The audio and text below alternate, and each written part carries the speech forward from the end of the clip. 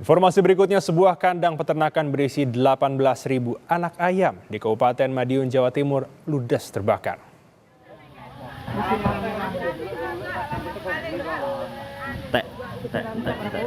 Kobaran api disertai kepulan asap membumbung tinggi dari kandang milik warga di Dusun Musir, Desa Banjarsari Wetan, Madiun, Jawa Timur.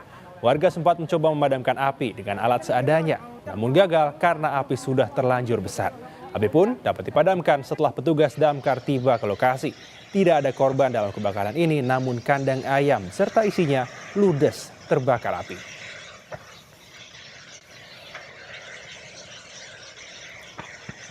Diduga akibat ledakan gas bocor, 2 kios di kawasan Cipayung, Jakarta Timur hangus terbakar.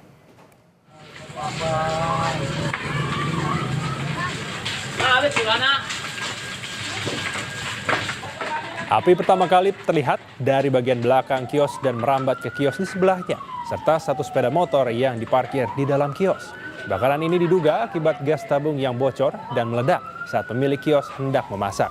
Petugas damkar yang tiba di lokasi langsung berusaha memadamkan api agar tidak semakin membesar.